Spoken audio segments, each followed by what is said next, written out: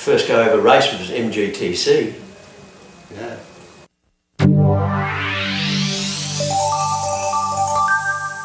Well, Gricey's alleged his own bathroom. Second in the pit, Grice is in it, his tyre trouble. And this race is not going to get on top of me, I'll win the bloody thing.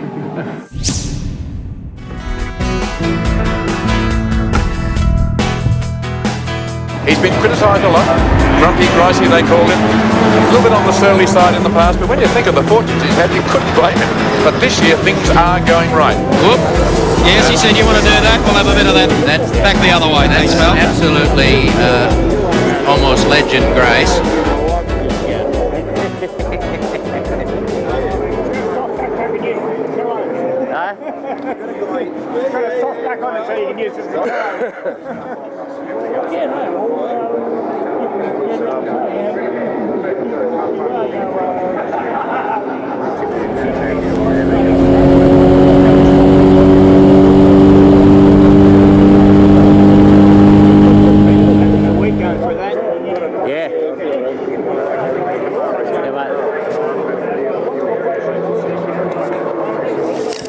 Some more.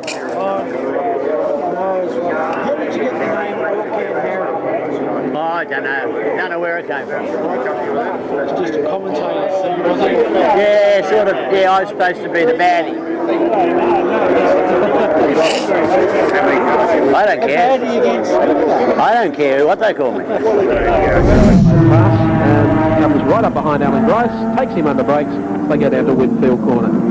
Very agile indeed, the little Nissan Turbo. Wants to take a little sideways bite of the wheel, and Grice says, oh, he's hit him, and running backwards into the wall. He hits the Armco. He was also very talented on hanging on. He's going to fight back on the inside of Colin Bond. Bond continues on. He's going very hard down the outside. Some team tactics here from Moffat and Colin Bond, effectively letting Bond through for the lead, and that was a very good manoeuvre. Bond will now lead, and the fans down here in pit straight are going to go wild with it. He was very persistent, that's what I would say about, you know, staying there.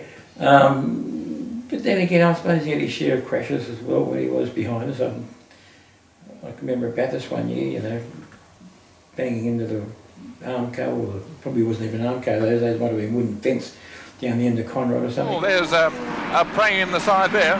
It's one of our leading drivers, the Allan Grice car, which has gone in, the Craven Mile vehicle. Oh, you can see the disgust on his face. Oh, he's always a bit of a devil.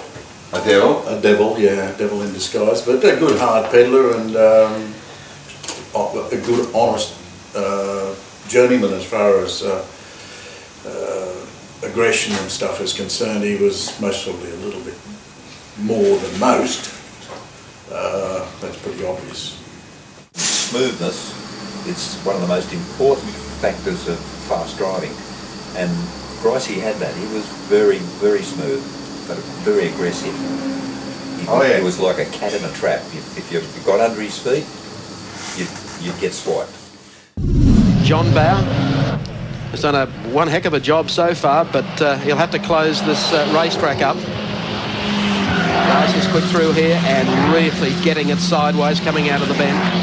Downing going to make the big charge under brakes. Oh, Gricey. Oh, come on, Johnny Bower. He set Grice off, and I think there's going to be big trouble over that one. I always say that motorsport, if two fellas had a billy cart, someone would still try and outdo the other bloke, and that's just the nature of the sport, any sport. Everyone always wants to beat the other fella, and if you get an advantage, will you take it?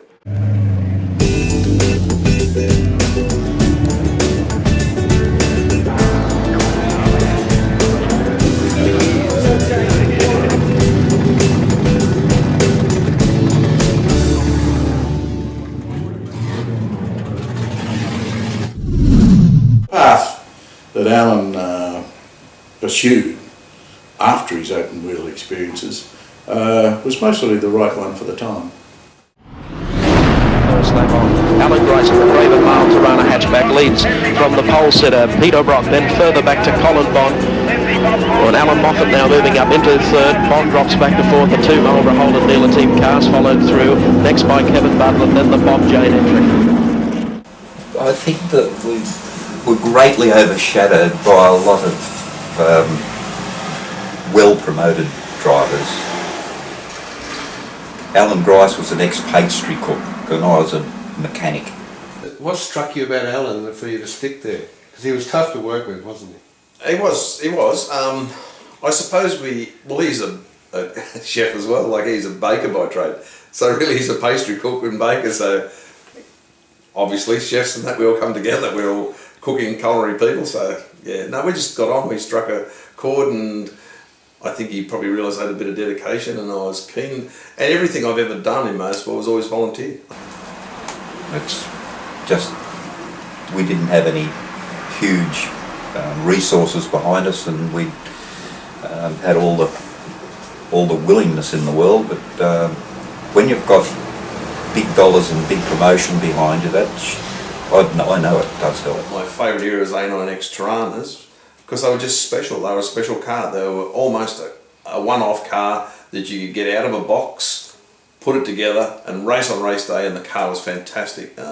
In fact, we had one written off at Amaroo, and Charlie O'Brien and Allan decided to have a difference of opinion on the track, and after that difference of opinion, our car was a spent force, and the PMA organises for us to build a new car, which we did. We got a new car and came back about a week later or 2 weeks later, straight out of the box, straight out of the package, and through hard work from Les and Pip and Jeff and all the boys who put the car together, painted and sign wrote it and put it together, we had a competitive car the very next couple of weeks. And I think to build a car these days, they take quite a period of time to put one together, because the car is so technical and so involved that they obviously now have a lot more in the cars and a lot more work. And, in those days, the A9X was just a beaut car. You get out of the packet and go racing. Allan Grice coming over the top of the mountain. The car has run superbly throughout the day. He had his problems here last year, but he's heading for a second place finish in the Hardy Frodo 1000. He has a 2-lap lead over Murray Carter in third place, and is trailing Peter Brock by 1 lap at the moment. I thought we were going to win it. I really thought that this is because 3/4 of the way through the race, the car was so good, our team was so good. Everything was going so perfectly, there were no unexpected hiccups. Everything was just flowing, and I thought to myself, this is going to be the first one outright. The last corner comes up, the checkered flag unfolds for the 1978 champion, Peter Brock. After 163 laps. Motor racing is full of ifs. That's a big word in motor racing, that big word, if. Oh, we have problems here. Is that Allan Grice? No. It looks like Allan Grice indeed. And there's been a spin there. Now, what has caused him to slide like that? He obviously has some problem. I think I can tell you, when the car was damaged before, and Alfredo Costanzo apparently hit a curb and broke the steering arm. The braking area, back through the gears. Listen to the crowd warming up. A checkered flag unfolds, a page in history as Peter Brock and the Marlborough Holden dealer team comes across to take the checkered flag. The biggest attribute in motorsport, and to get started and to carry on in motorsport, is to learn how to get up off the ground, because you're sure as hell get knocked over a lot of times. And that is the desolating scene from inside the car. What it's like to be caught on the bunker. Well, what an amazing situation. Last year, Johnny Smith did the same thing with Allan Grice's car. Bobby Morris, I thank you for those comments as we look at Allan Grice's car, a driver who's just been running right on the right pace all day long. And there you can see he's had some sort of a problem. He's looped it, gone backwards into the sand trap at the end of Breville-Conrod Straight. And I think it's, in fact, it's John Smith in the car. It's the sort of trouble, Mike, that they had last year. Remember how Allan Grice had a spin down the road, but last year there wasn't that sand trap to snag him, and this time they've really put the car in. Running third until a few minutes ago was the Craven Mile car, number 6, with John Smith at the wheel, and he got stuck in the sand. John, what happened? Basically, Ev and I braked too late. The car was going quite well, the brakes were getting down a bit, but I was just trying a little bit extra hard down there, and once you get it sideways on the brakes, there's not much you can do about it. The car itself, the Craven Mile car, is going very well, and I just let the team down, I think. I'm not too sure, but pretty disappointed about it anyway. So it was just purely and simply bogged in sand? Yeah, bogged in the sand. Didn't hit anything. How much time did you lose? About 7 minutes, I think, which is 7 minutes too many, isn't it? Where does that place you in the field? Do you know yet? I know you haven't had much time to recover your thoughts. Yeah, that's right, I don't know. But I still think we're second. I'm not too sure. I might be wrong, but I don't know. And Alan's going out there to drive normally, or is he trying to go a little quicker this now? What do you think? Well, I think he'll go out there and go as fast as the car can possibly go. Grice is alight. Get up fire. Alan Grice on fire, according to the message we've just got. The message from Frank Gardner is that there's a fire within the Alan Grice car. There's the view outside with all the marshals just trying to dig the sand out of the trap to enable him to get back onto the racetrack again. Will you get a four-wheel drive? Chasing a V8 with a six-cylinder is not an easy task, and in all truthfulness, I overdrove the car often to try and make that gap up. Welcome back to Mount Panorama at Bathurst. What wretched luck for Alan Grice that you can see. It was an unfortunate situation for the JPS BMW because despite a few little dramas with Alan and even with David Hobbs, you were in good shape. No, we'd seen ourselves in third spot in the early part of the race. Then we'd slowly, we'd lost 12 laps, fell back to 26th place and worked our way back up to 6th place again. By the time the accident came, and I suppose we looked like we'd inherit a few other places as time went on, but it's only fair that I suppose Gricey should visit the sand because Johnny Smith, his co-driver last year, went in second position, wound in the bunker, as they say in golf, and I think Gricey beat him in there by about 5 feet. 60% of the distance has been covered, and the red flag is used. The race must be declared. We cannot have a restart. Well, that means that Dick Johnson is the winner under those conditions? I don't know, you never quite fitted in a BMW for me. No. But you seem to just get so professional driving something which really wasn't competitive. Yeah, you're always chasing yourself, yeah. Chasing a V8 with a six-cylinder is not an easy task. Sometimes I slipped off the road doing it, other times I might have broken something. But I was not one who was happy to sit down in a reliable, methodical, planned, strategical way, and maybe everybody will go home at the end of the day and get too tired, or their mum will tell them to come home, so you inherit the lead, which was the approach and attitude of my team management at the time.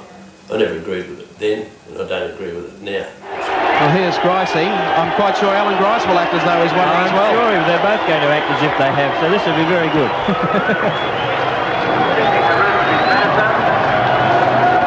Well, perhaps they'll have two trophies, Mike. They can have one each. Alan Moffat, do you know what happened? I can't begin to imagine. Dick Johnson. Third place, Dick? Well, I'm buggered if I know. Very confusing scene here at the moment. The presentation taking place with Alan Grice. We'll cut to them, and you take it back again up there, Mike Raymond. Thank you very much. Thank you very much to Castrol for their sponsorship of this event. I hope it's a long-standing one. I'm particularly pleased to have won today. We've had some pretty accurate information in the pits, and it appears that that'll be the way it'll work out. But I'm particularly happy to have won the race in BMW country. I enjoy beating them. Thank you. Ladies and gentlemen, I give you Alan Moffat. Congratulations, Alan.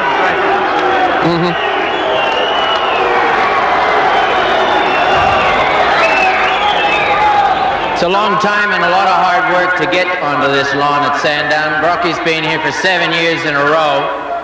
There seems to be something going on that if you don't drive a Commodore, you can't win a race around here. Thank you.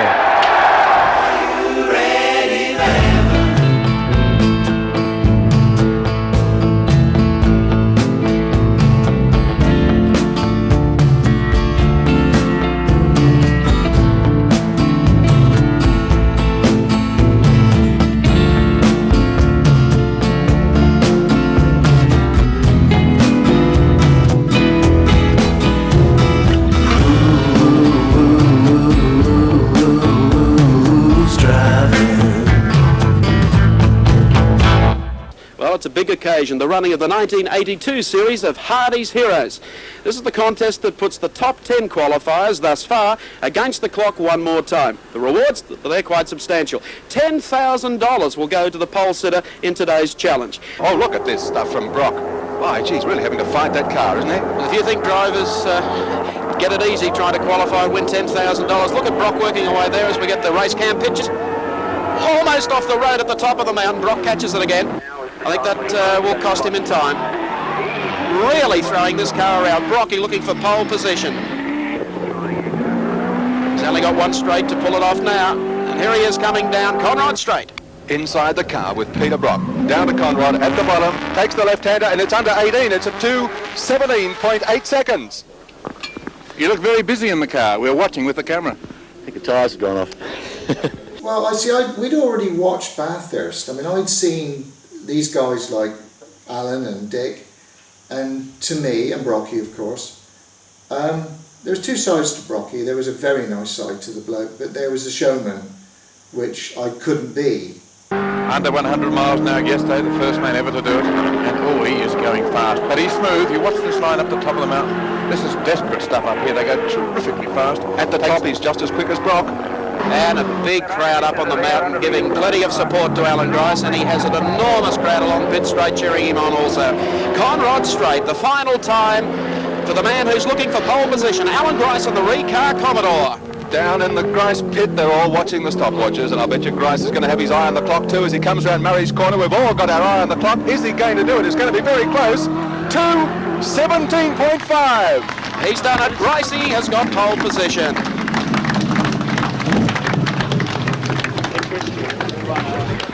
Well done, Gricey.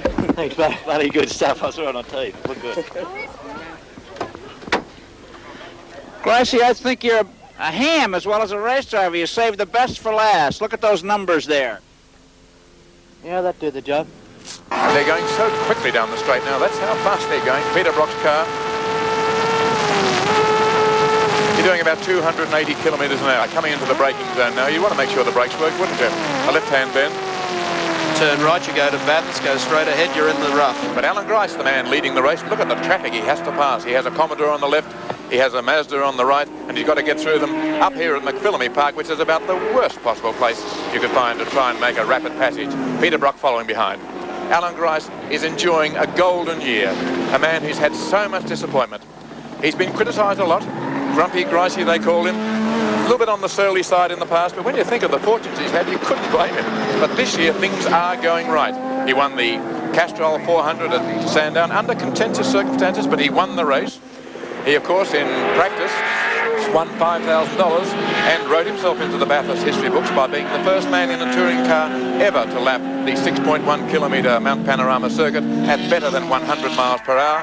He was fastest in the practice for pole position yesterday, and Hardy's Heroes won another $10,000. He's in front of the race, picking up $25 per lap, the Kmart prize. He wants to stay there. He'd love to win this race. I can't remember seeing him recently without a grin on his face. He's so relaxed.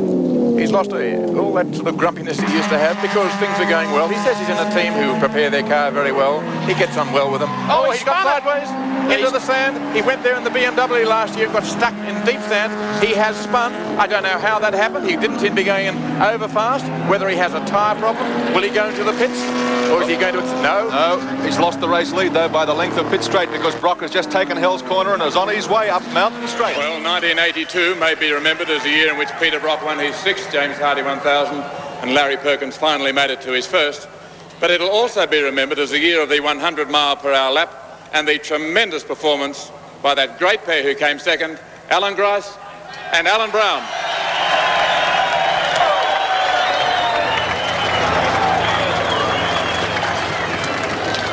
Well, Alan, you were beaten, but my goodness me, you've made thousands and thousands of new fans. Yeah, it was one of those runs, but I'd just simply like to thank Alan Brown very shortly and very concisely for giving me the motor car to show that I can still drive one. He's done it. He's won it. The 82 James Hardy 1000 goes to Peter Brock. There were a couple of blokes I'd race wheel to wheel with, you being one of them, Johnny Harvey being another, and you might or might not appreciate it. Alan Moffat was one of the ones that I would drive wheel to wheel with and not have a moment's problem with because... Point of order, Mr. Speaker, point of order. Yes, exactly. I knew you wouldn't agree with that.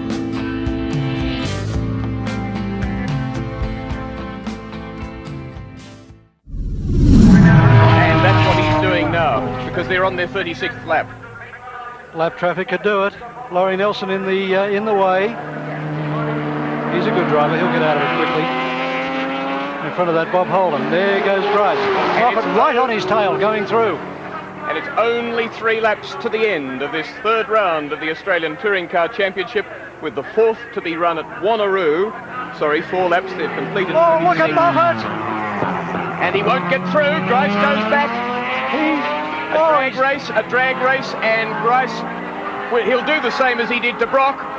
Oh, Grice has got... That's a brave move from Grice. He's gone for the inside, really relying on the power of this car. Now the braking manoeuvre. There's Brock's car smoking. That's the front brakes. As we go down into the braking area, it's Grice in the lead, holding out Moffat. Moffat for the outside, just like Sandown, and he's got it!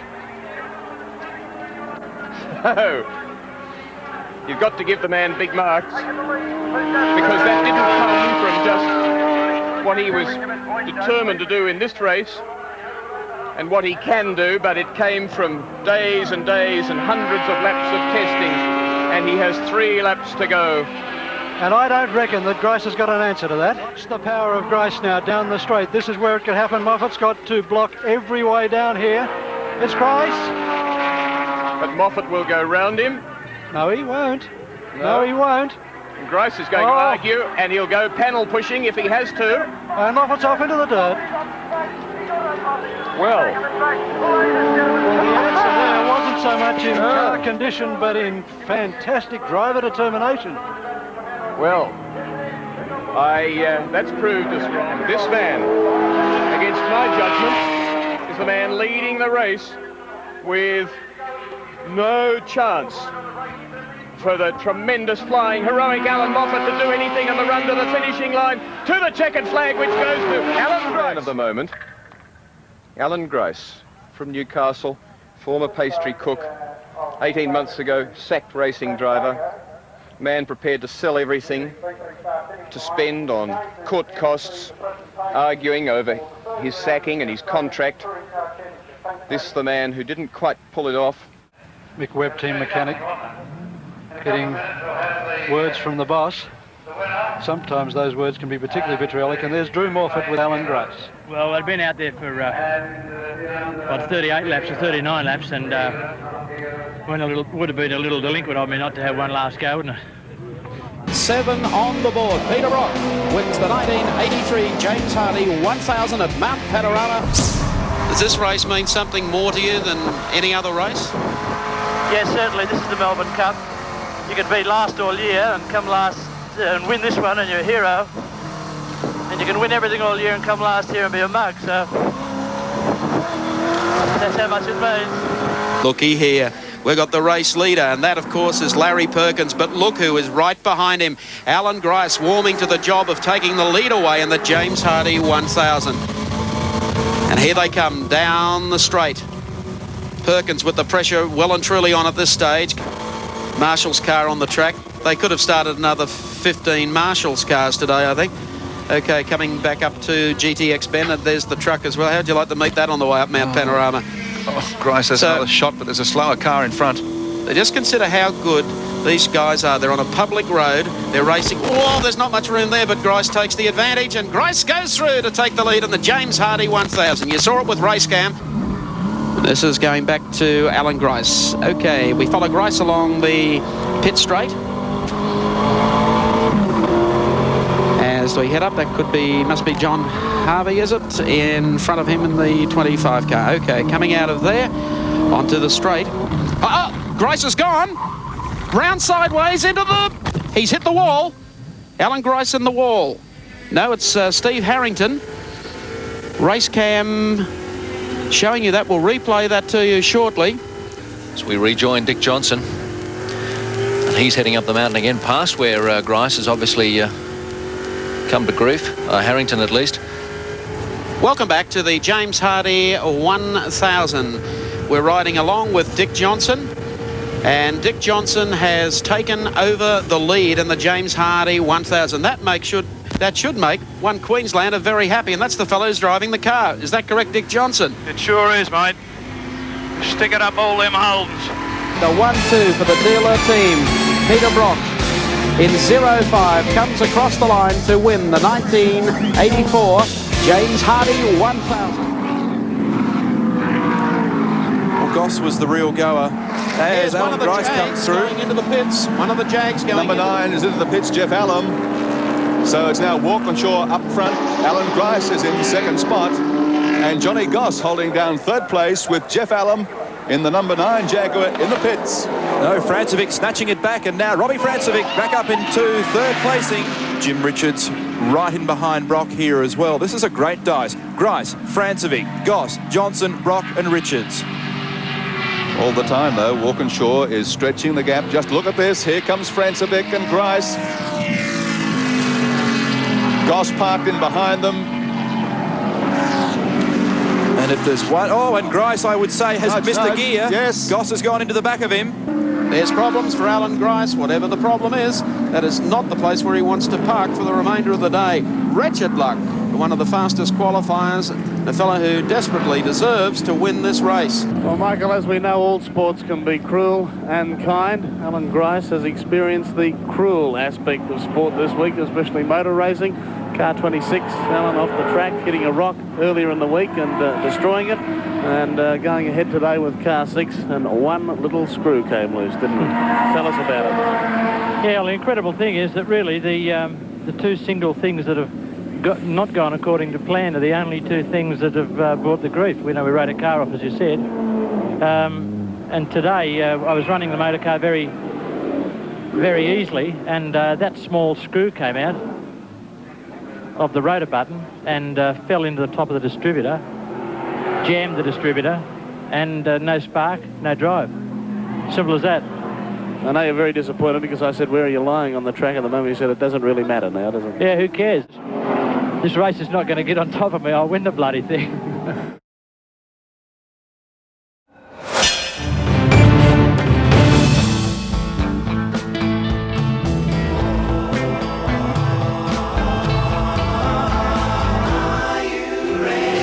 The Brock-Grice rivalry has added spice to the Bathurst mountain magic for nearly 2 decades.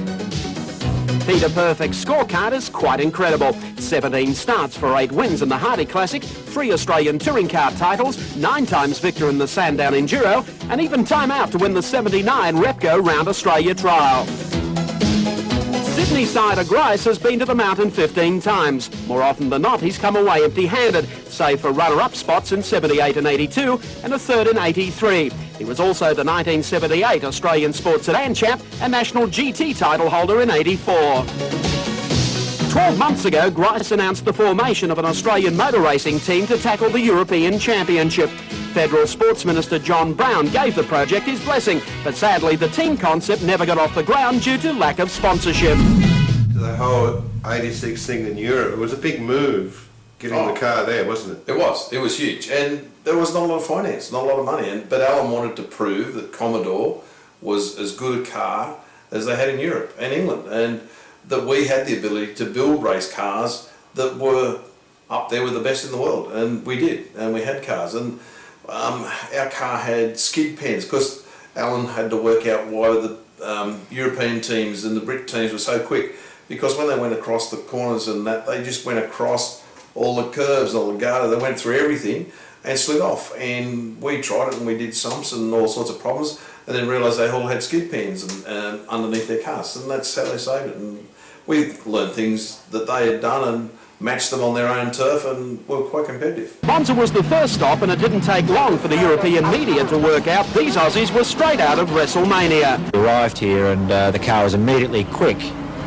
but in order to make it go quicker, we've actually been making a few wrong decisions. We've got more power than Brock. I'm a second and a half quicker than him here so far, and I think I'll stretch that a bit further. The lure to invade Europe was a water testing exercise for the 2 Australian drivers as they plan ahead for next year's inaugural World Touring Car Series. For sheer high profile, Gricey's efforts won the contest game, set and match. He was among the top qualifiers and led all 3 ETC championship races at Monza, Donington and Hockenheim, while Brock and Moffat finished the 3 events with 2 fifth placings. Motor racing is a sport where being down doesn't necessarily always mean being out. Take, for example, the seat here from Allan Grice's Roadways Commodore. You'll see that the seat is in fact shattered. And that's a problem caused by Grice's co-driver, Belgian Michel Delcourt. The problem is Michel weighs about 5 times that of Allan Grice. We had one of my co-drivers, paying co-drivers, was a delightful bloke, a Belgian, a good driver. Michel Delcourt, but a big man. And very early in the piece, he broke the seat. And we got him out of the car and got probably me in it. Every time there was something wrong with the car, I'd get back in it. And did our best to hold it together with the hockey straps and ratchets and a box pushed in the back of the seat. And it was quite awful to drive because, you know, your trunk needs to be tethered in the car so that all the extremities can work. On this occasion, the whole thing was a rock and roll show. It wasn't too flash. So we called Alan in, and we always used to have a saying, where was the fellow with the big ears, and we were in trouble, get him out. And we always said if there was no brakes or there was only 3 wheels on the car, if you wanted the car to come home, you'd always get Alan, because he was the person that always drove what was a dog or what couldn't handle it and what couldn't. He just did. It was one of his abilities. He was very clever at being able to bring things home that were on their last legs, whereas most other fellas would get out and say, well, it's on its last, finished, put it in the shed and go home. And we went to the dealer team, the mechanics went to the dealer team, and because we knew they had a spare seat.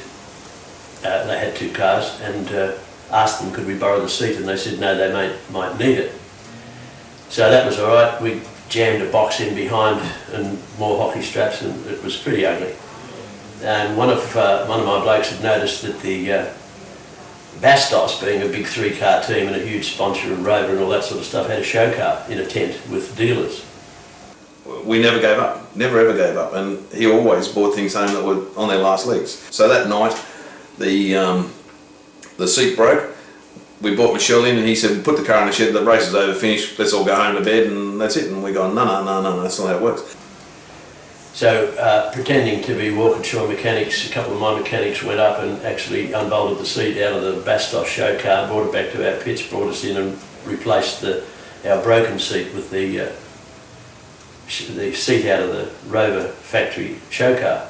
So we looked around for a seat, and then the transporter beside us was a brand new seat with a plastic bag over it. In the middle of their truck was Brock's truck. We asked could we borrow the seat, and they told us no, go away, we couldn't have their seat. As Australians trying to compete in Europe, we were quite hurt by the fact we couldn't get the seat, and we really wanted the seat, and we said, well, we need the seat to finish the race. And we sort of suggested the King's Cup was a chance, and they sort of still went, you're not having our seat. So I went up with Les to see Blue Dorwood, who was Tom's boy, worked for Tom and Rovers. I asked him if he had a seat, and he said, no, you can't have our seat. We haven't got any, and Tom said, you can't have a seat. But he then did say to us, but if there is a show car in a tent over the back, if you're after a seat, there's one in that car. It's up to you if you want to try and get it, if you're not. And so he gave us some clues. We had to coerce the security guard that was there with some Australian beer, which we did. And while he was looking the other direction, because that was the direction we wanted him to look, we got in, slipped under the tent, and went into this car that was under a big nylon cover. We pulled the cover up, pulled the seat out of this show car that they were going to have the next day for this big presentation. We slid the seat under the tent and ripped down out of the way, and given all the signals, let the security bloke come back. So he came back, we've disappeared with the seat. And to this day I still wonder what happened when they pulled the string off that show car in that tent where all the people came in. Here's their car, no seat. And that got us back on the case. And as the race progressed, the team next to us was Brock's team, and they didn't realise we'd found a seat, and they're going, how are you guys are still circulating? Because we didn't tell them we got a seat. And then they sort of go, how come you guys are going so well? We go, oh, we're managing, you won't give us a seat, so that's fine. And then eventually, as the race got close and they realised we were close to winning the King's Cup, they said, oh, you can have that seat now. We told them to jam it up their jumpers. 3 weeks ago, Grice and Brock met for the first time this year on home soil in the Castrol 500 at Sandown. The former Maitland pastry cook stole the limelight in the Chickadee Commodore. He passed both Brock and George Fury to lead the race into the first set of pit stops. As luck would have it, things went wrong during the timeout. Nissan took a 1-2, but Grice passed the mobile machine again to pick up third. That brings the dynamic duo to Bathurst 1986. Both drivers want to win here today for different reasons. Bathurst looked easy on the TV in 1986 as winning, but getting there was a bit harder. Yes, coming out of, after a race in Europe, coming out of Heathrow Airport, there was a bomb scare in the car park at Heathrow Airport. And we were actually told to lie down on the side of the conveyor belts away from the glass window, and I met Tina Turner, who was lying alongside me with her large white bodyguard. She was also Mr. Plane somewhere. So I lost a day of lead up to practice, but Bob Jane, thankfully, sent his helicopter down to Mascot to pick me up and bring me up to Bathurst. So I got out and jumped in the car after a fairly long trip. Mr. Bob Jane. Thank you, Gary. Great to be here up above Mount Panorama. A great view, a great perspective. And I'm very proud to be the Grand Marshal for 1986. And I've got this to say. Gentlemen, start your engines. 10 seconds away from the start of the 1986 James Hardy 1000 at Bathurst. Racing, and Grice just spread eagles the field. He's gone. And all the cars seem to get away nicely as they head down the front straightaway towards the left-hander. There's Gricey chopping straight into the left-hander. There's the leader, Allan Grice, with around about a 2.5 second gap as he leads on to Conroy. Leader though, Spicy Gricey and the Chickadee Commodore. They had problems with their pit stop at Sandown, but that was a good one from the Chickadee Grice team. Oh, straight off the racetrack for Gary Scott. What happened there? Well, it's just as though he missed the corner. Well, I'll tell you what's happening. He's got Allan Grice bearing down on him in a big hurry. That's why he's got the pressure on. Streaking away, Grice assumes command once more in the great race. Here comes the race leader, Allan Grice, into the pit area. Pat Welsh there to call the action. Graham Bailey straight into the driver's seat, as you can see. Grice throwing away gloves in the haste. Bailey's off in car number 2. Unbelievable bad luck for Graham Bailey. Now, what exactly does that do to the race order? They had a fair buffer up their sleeve. It's going to be interesting. Harvey is now at the top of Conrod Straight. And remember that Harvey is at race speed. Grice is going to have to reach it. He spent 2 minutes and 6 seconds in the pits. There he goes. That's Grice pulling out in front of Harvey. Harvey has spotted the back of the Chickadee Commodore. Oh, Harvey goes into the side of Grice. Graham Bailey with me now, very exhausted, but there seems to be a problem with the car. Apparently we've got a slow leak in the diff.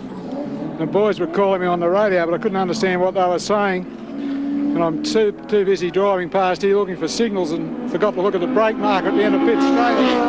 Had a bit of a whoopsie. And this is the gap between first and second in the 86 James Hardy Classic. And Grice on the outside, what a move! Takes him coming across the top of the mountain. So Allan Grice takes back the lead in the James Hardy 1000. Harvey still in second, and third is Gary Scott in the Nissan. Number 2, Allan Grice, race leader, into the pits. Just for a top-up, see whether they go to the diff of the car.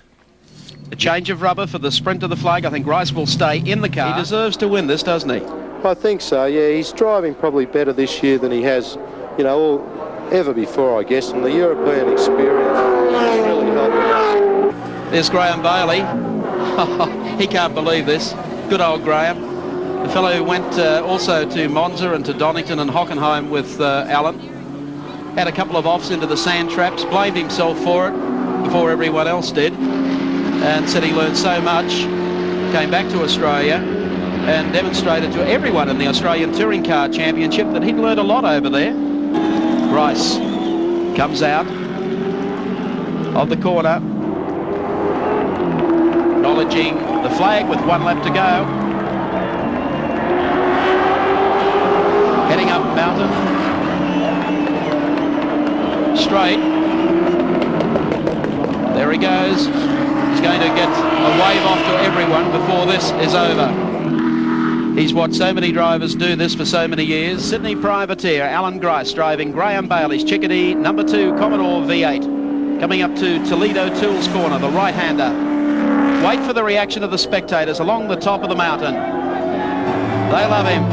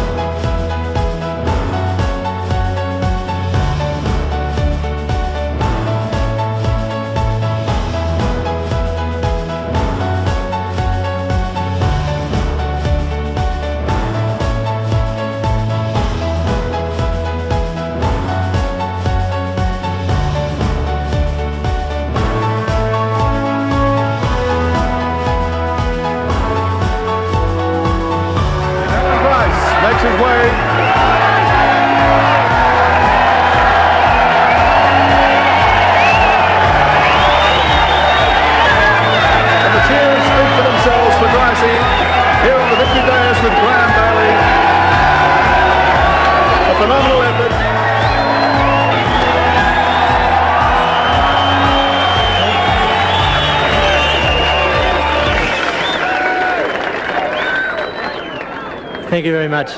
Distinguished guests. A lot of friends down there. Thank you very much for your reception.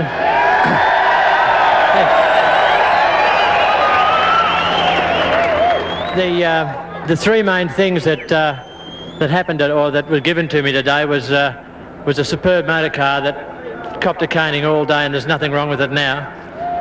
And Les Small's engines. I had the best engine out there as I've had for quite some time. And thank you very much, Graham.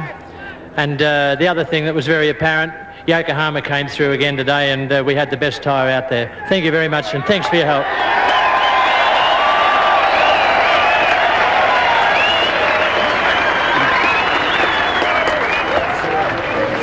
Boy who had dreamed to win Bathurst, and it was the one big shot. And we had the big effort, the big spend, and we did it.